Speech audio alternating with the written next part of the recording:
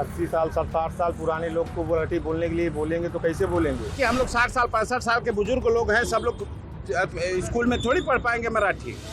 Passenger को उतार दिया गया हम लोग और रिक्शा लेके आओ। क्यों रिक्शा वाला रिक्शा निकाला भाई? हम लोग कांदिवलीत मराठी भाषा सक्तीवरून अमराठी रिक्षा चालकांचा हाय व्होल्टेज ड्रामा पाहायला मिळाला। आरटीओच्या कारवाई विरोधात कांदिवली लिंक रोडवर रास्ता रोको करत प्रवाशांना वेठीस धरण्याचा प्रकार घडला। मात्र या गदारोळात एकीकडे नियमांना पायदळी तुडवणारे चालक दिसले तर दुसरीकडे मराठीचा आदर करत सेवा देणारे अमराठी चालकही समोर आले। कांदिवलीच्या लालजीपाडा लिंक रोडवर सकाळच्या सुमारास अचानक तणाव निर्माण झाला। राज्य सरकारने ऑटो आणि टॅक्सी चालकांसाठी मराठी भाषेचे ज्ञान अनिवार्य केले आहे। नियमाचे उल्लंघन करणाऱ्यांवर आरटीओ कडून धडक कारवाई सुरू होताच काही अमराठी रिक्षा चालकांनी रस्त्यावर उतरून मुजोरी दाखवण्यास सुरुवात केली।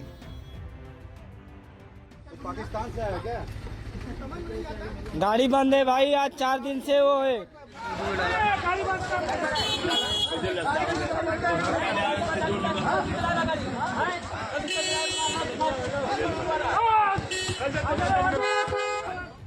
गेल्या काही महिन्यात प्रशासनाने मराठी शिकण्यासाठी पुरेसा वेळ आणि मोफत क्लासेसची सुविधा देऊनही या चालकांनी थेट रस्ता रोको केला। सुमारे 30 मिनिटापेक्षा जास्त काळ लिंक रोडवर वाहतूक कोंडी झाली। इतकंच नाही तर सेवा सुरू ठेवू इच्छिणाऱ्या इतर रिक्षा चालकांना धमकावून आणि प्रवाशांना अडवून आंदोलकांनी दादागिरी केली।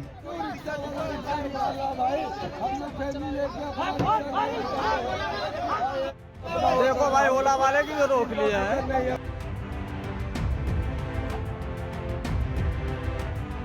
सोशल मीडिया आणि स्थानिक पातळीवर या घटनेचा मोठा निषेध होत आहे, पण या सगळ्या नाण्याच्या दुसऱ्या बाजूचा विचार करणेही तितकंच गरजेचं आहे।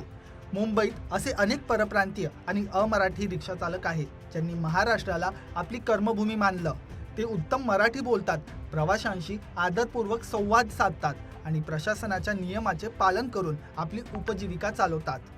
मूठभर चालकांच्या मुजोरीमुळे या प्रामाणिक चालकांच्या मेहनतीवर आणि प्रतिमेवर प्रश्नचिन्ह उपस्थित केले जाऊ नये असा सूरही आता उमटू लागला आहे। मला सीएनजी भरायचे आहे, थोडा टाइम लागेल।